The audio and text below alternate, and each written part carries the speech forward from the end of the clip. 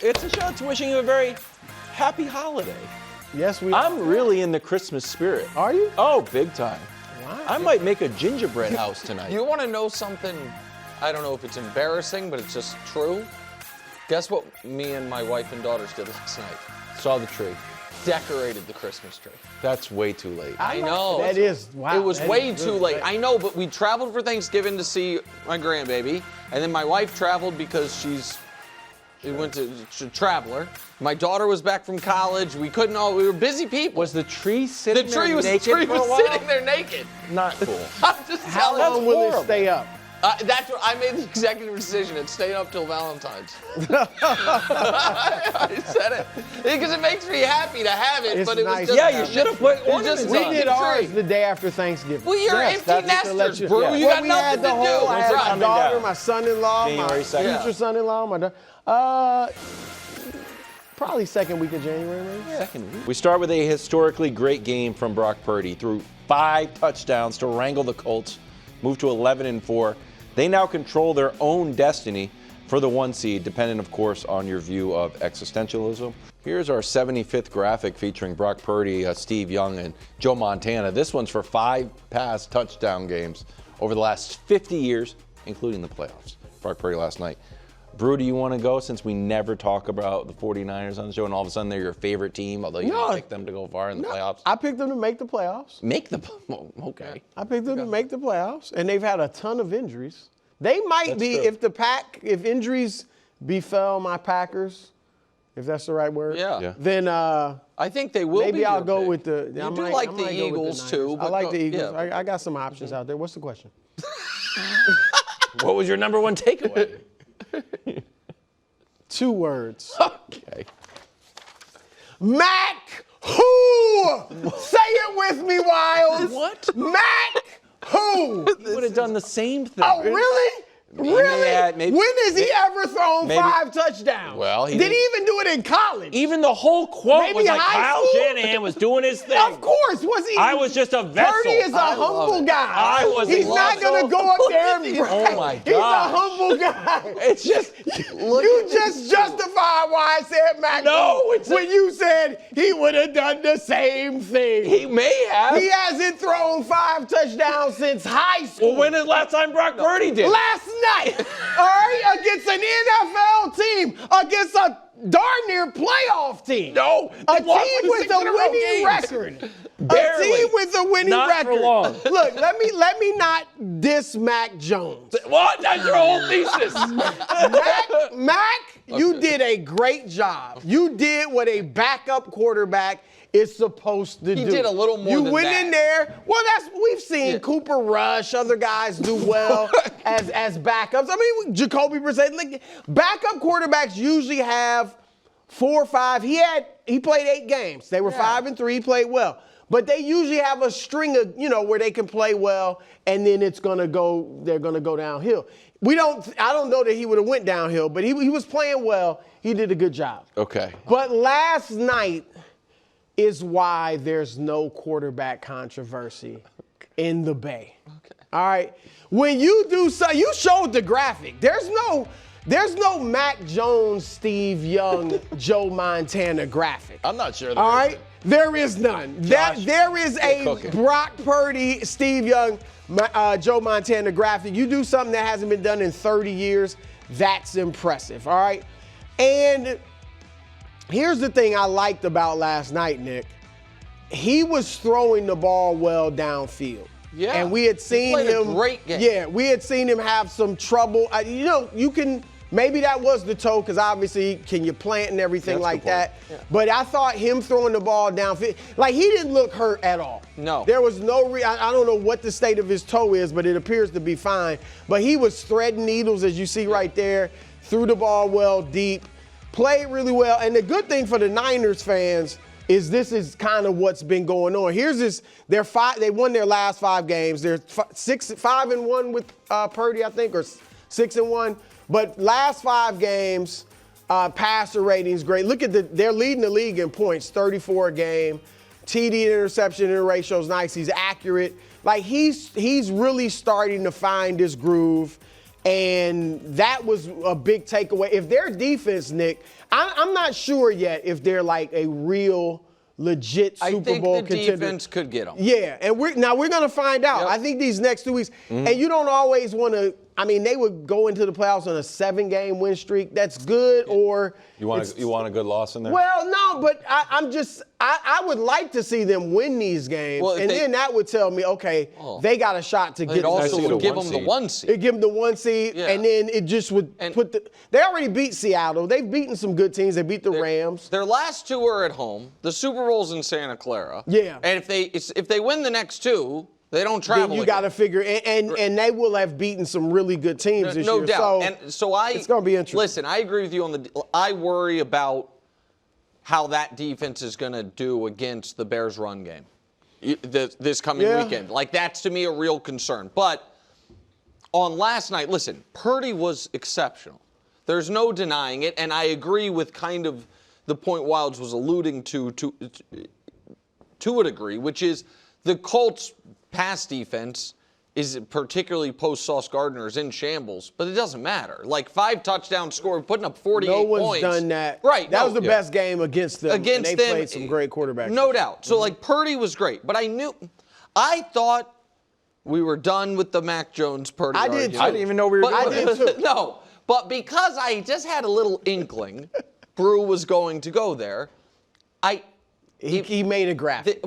Listen, I think Brock Purdy is definitively slightly better than Mac Jones. That's good. And I think this year, so I agree with you, Brew, if he's healthy, there shouldn't be a quarterback controversy. Because if you show their numbers this year, and this is kind of to my point forever about the Niners quarterback situation, that Kyle Shanahan is a bit of a stimulus program for quarterbacks. This is the same players, or the same position, same team this season. And I think the guy on the left, even though Mac Jones throws for a little more yards, the guy on the left is better. Now, is he drastically better? Is he demonstrably better? I don't think so. Brew probably thinks he's more better than Mac Jones than I do, but he's obviously better than Mac. Well, I think one of the big not to cut you off. Yeah, no. One of the big differences is just Purdy's mobility. I totally agree with. Because Mac did a great job. But Purdy's mobility makes it. I think his ceiling's higher, and I think healthy he's better.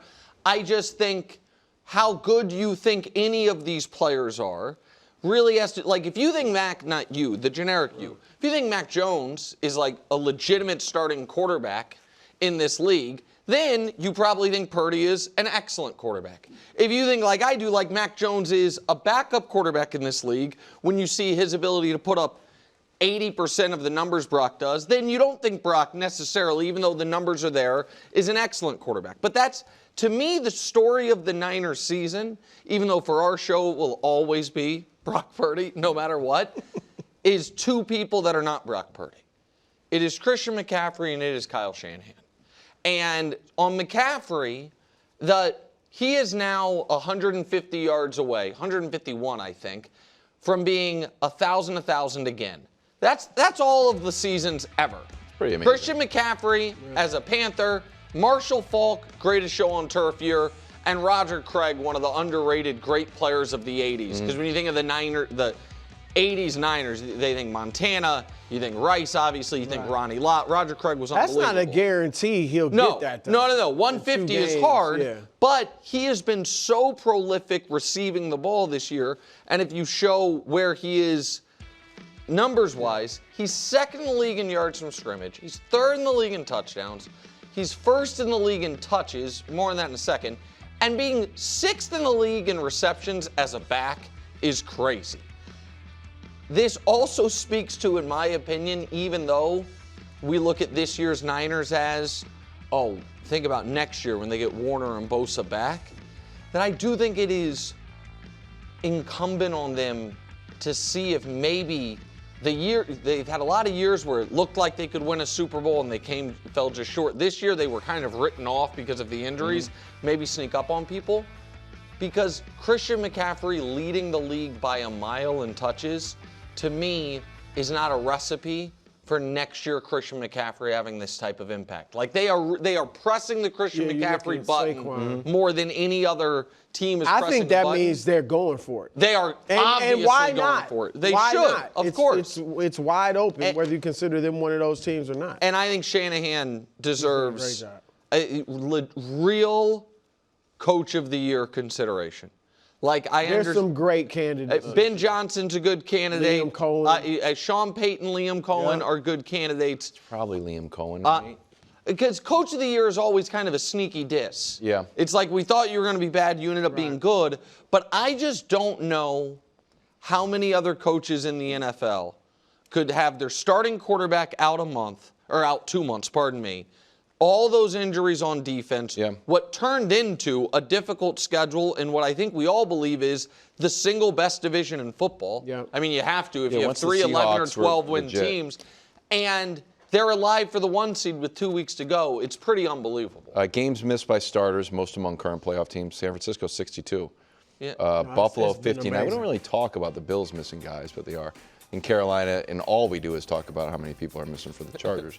San Francisco hosts the Bears on Sunday. Did you see that graphic that was on the game when the most yards from scrimmage for a career, and it was Jim Brown, Barry Sanders, Christian McCaffrey, and Walter Payton per game. Per game. I was going to say, because Emmett's got to be up there. Yeah, but total yards from scrimmage. Yards from scrimmage per game is crazy. Catching, running. On the other side of the ball, Phillip Rivers completes 23 passes for over 275, 2 touchdowns in his second game off the couch. New York Times playoff predictor, however, puts the Colts down at 1% to make the playoffs. Dead. Well, they could win out and get up to 23%, according to the New York Times playoff predictor. Yeah, they're dead. What was your number one takeaway from Phillip Rivers' performance? Look, I mean, obviously what he's doing is incredible. Now, I'm gonna give 2 big takeaways. Okay.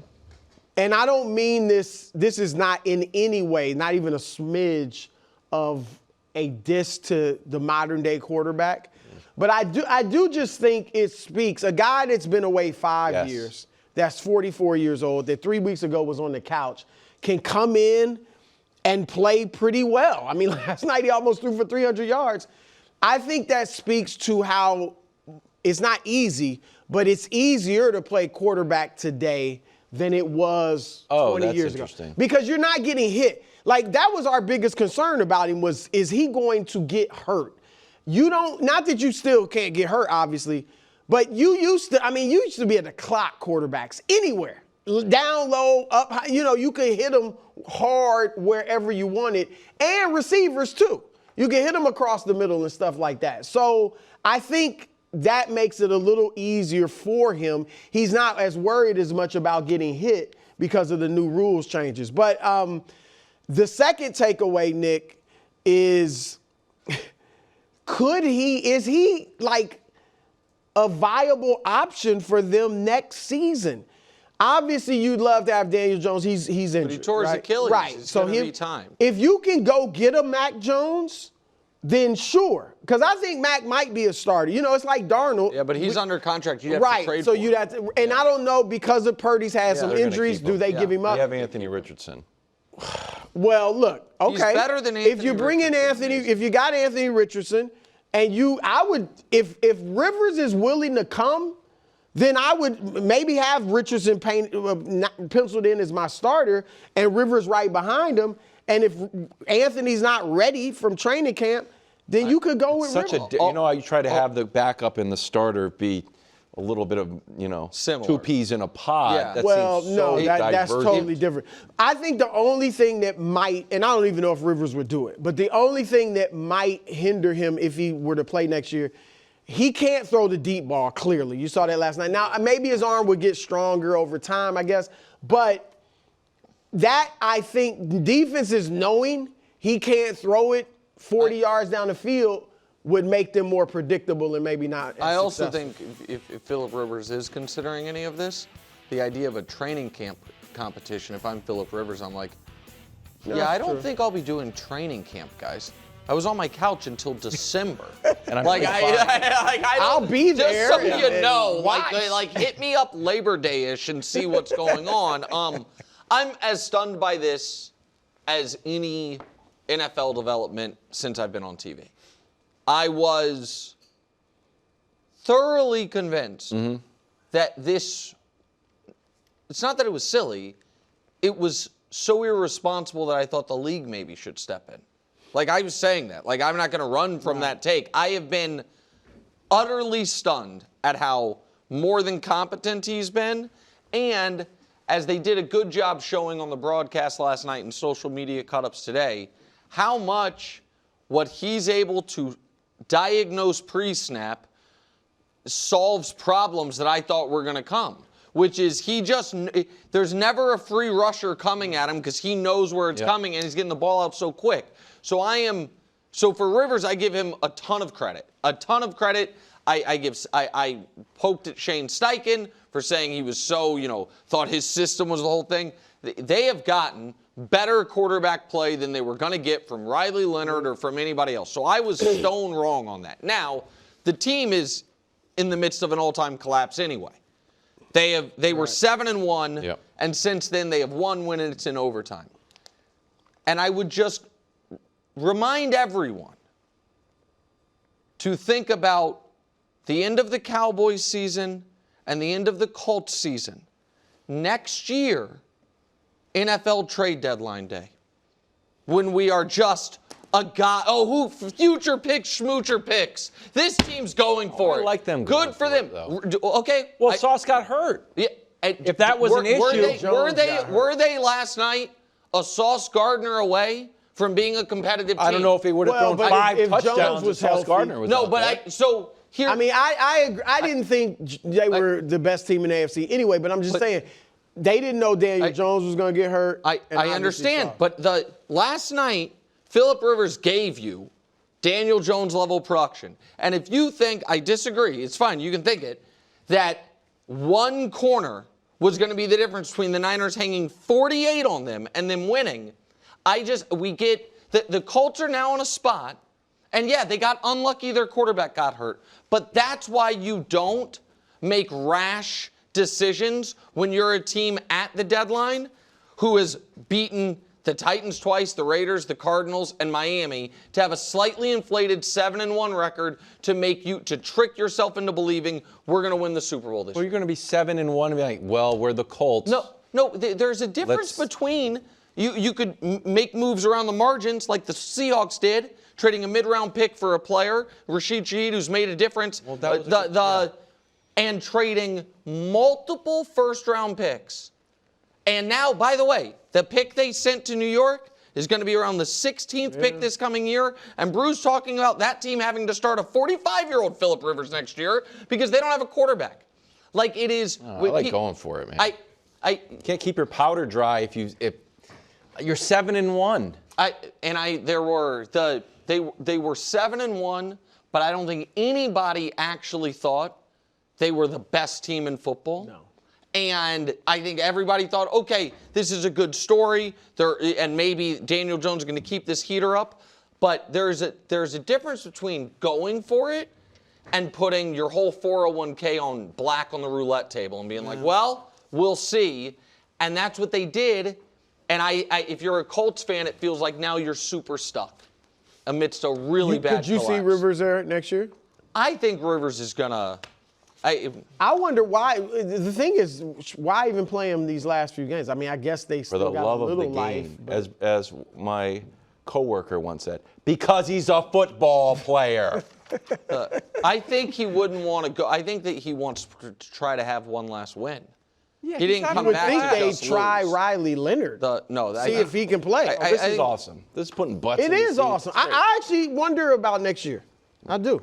Colts host the Jags Sunday at 1. Head to San Francisco for some NBA. Third quarter, Warriors down 5 to the Magic. Draymond and Steve Kerr get into it.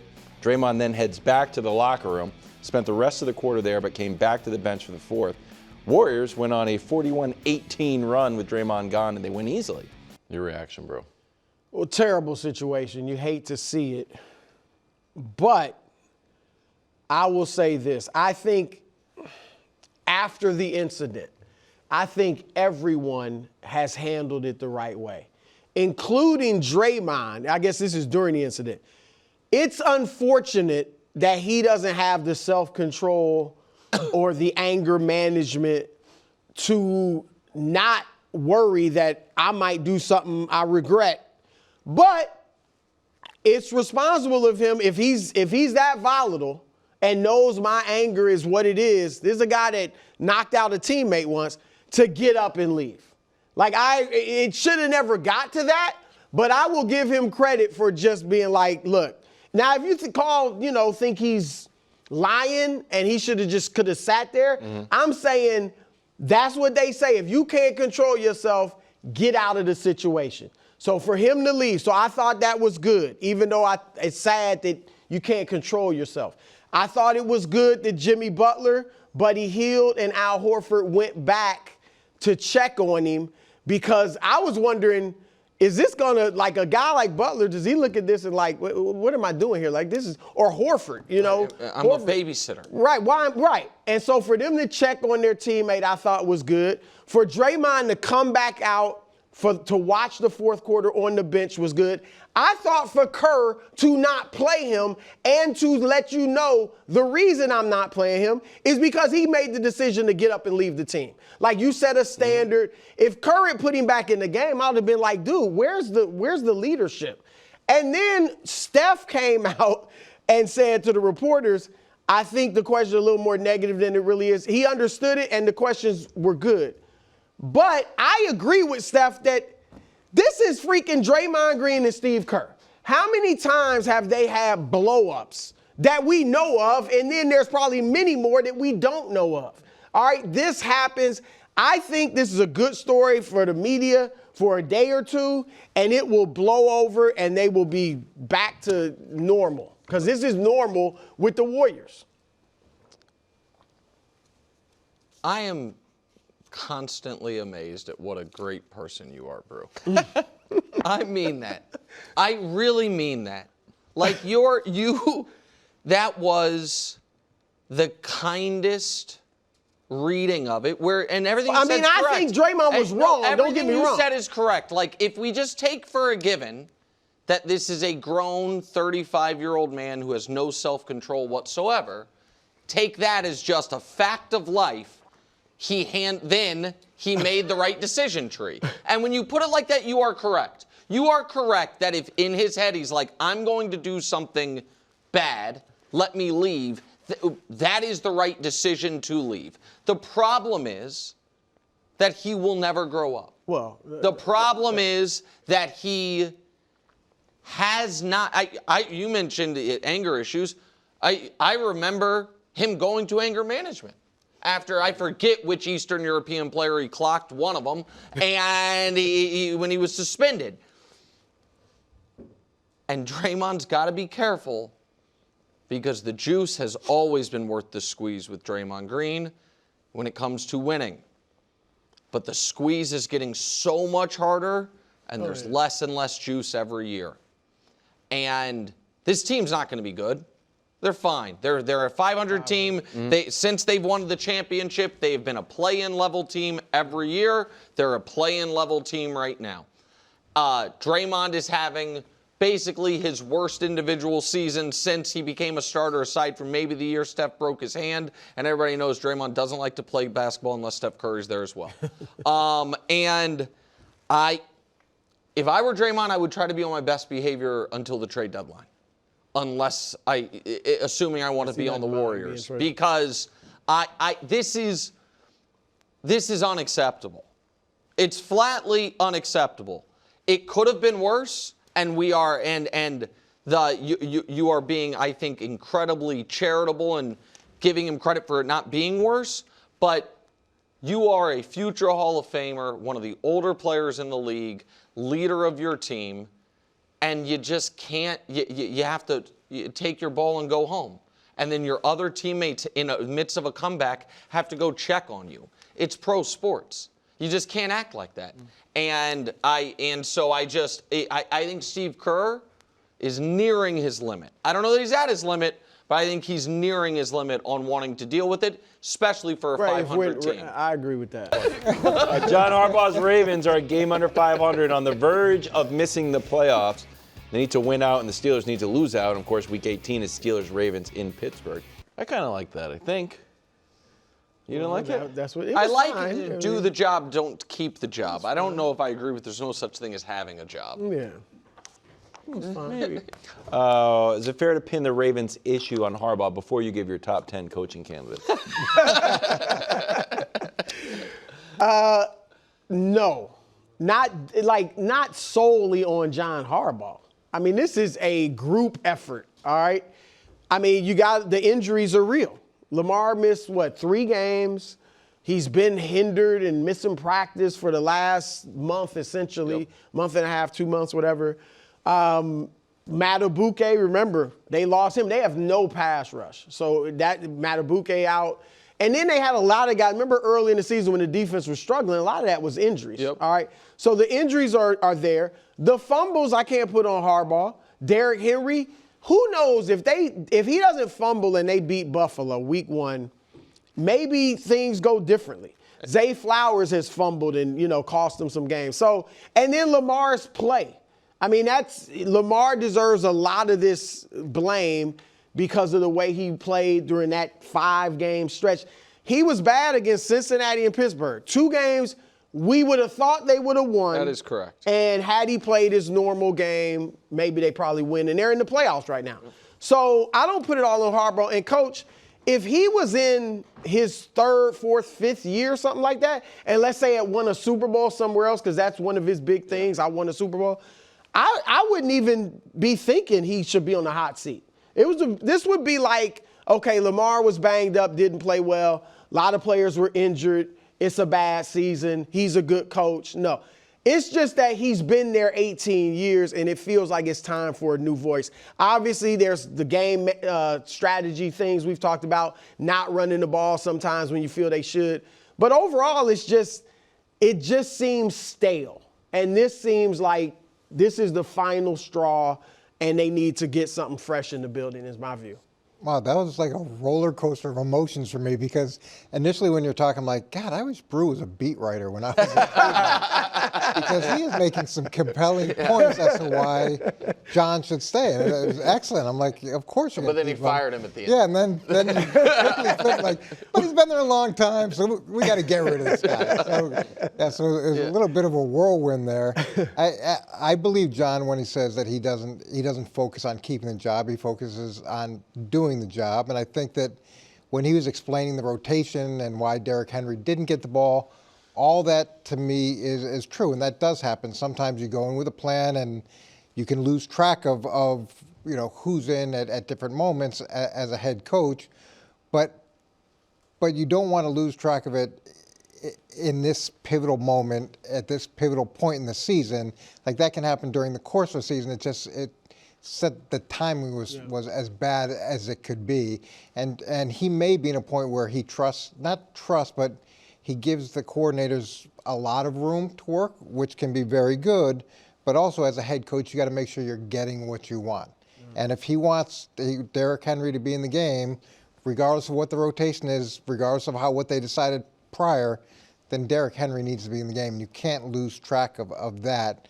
But I see the sincerity in his comments, and I believe him when he says he's about doing the job, not keeping his job. And look, if he gets fired, he'll maybe do TV for a year and have 5 offers the following year with a raise. So I think the Harbaugh-Lamar relationship's run its course, and they shouldn't move on from Lamar, so there's only one other option. Now, I think to your point, there's a lot of culpability here. Yeah. You mentioned Derrick Henry's fumble in week 1.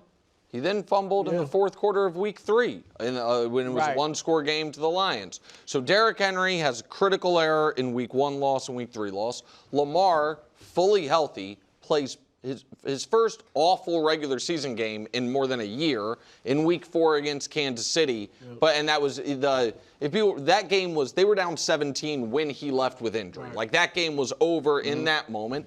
And then to your point, when Lamar came back from injury, it's so weird because his first game back from injury, he was sensational. He had 4 touchdowns, a 130-something passer rating, and then started this cold streak when it wasn't the hamstring anymore, seemingly. It was the knee, then ankle, then toe. But they won those games. Yeah. Right. And then when he was no longer listed as injured is when they played those 2 games where he was brutal and they lost, which ended their season for all intents and purposes. And so that is your star quarterback who is the 2-time defending first-team All-Pro, who's having, I think it's fair to say, all things considered, his worst season since his rookie year. Yes. That gets people fired. And when you've been banging on the door like that, people get fired. And you don't break through, people get fired. I think something really weird is going on between the Harbaugh-Lamar relationship at this point. I can't read the injury reporting stuff any other way. I personally thought it was weird the way Harbaugh described Lamar's injury yesterday.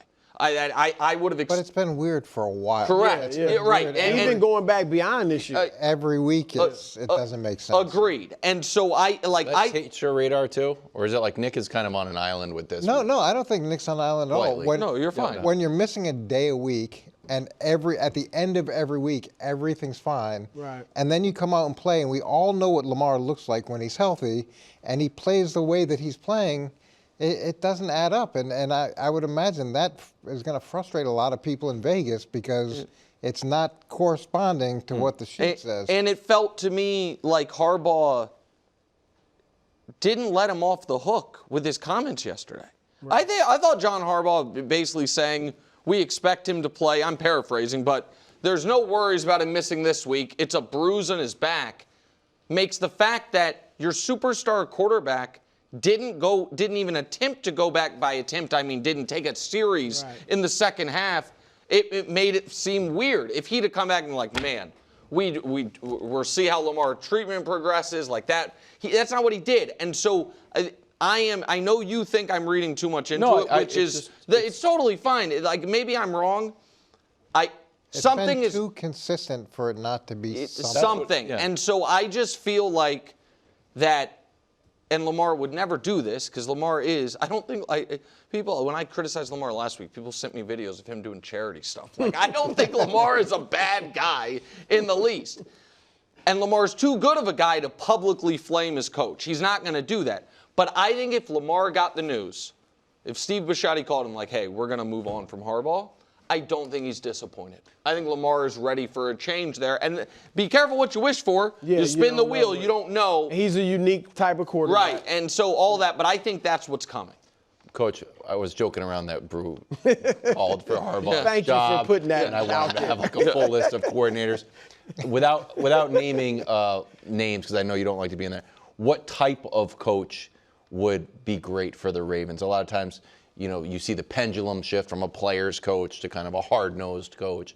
What type of coach could you see fitting the Ravens culture and Lamar? That's a great question because they haven't had any type of coach besides John for 18 years. Right. They don't even know what type of coach would fit in there well.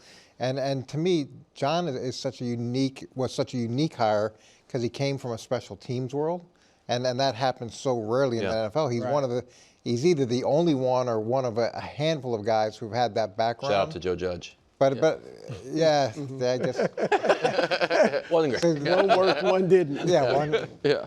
But I do like that, the way that they took a chance there. But it's been 18 years since they've had a coaching search. It's going to be hard for them to figure out what they want to do. Nick, you mentioned Robert Saleh. I don't know if you were kind of joking, but he obviously is great defensively, and that's kind of been their culture. I mean, him having a great quarterback could solve a lot of the issues from the Jets. I wasn't joking. I think he'll get another look. That's interesting. I also think that had he made slightly different decisions maybe in his personal life or maybe just stayed in TV, we would all be saying this is where Bill Belichick's going to go.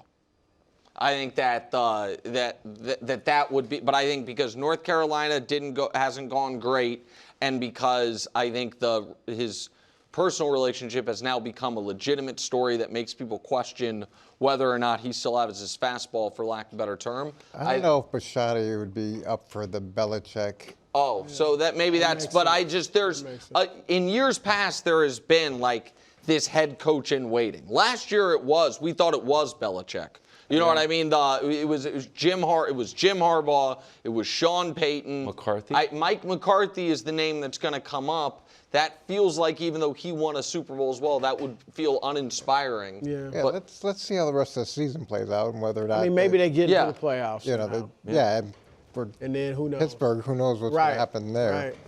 Thanks for watching. Subscribe here to get more from the show and to check out clips from other shows on FS1.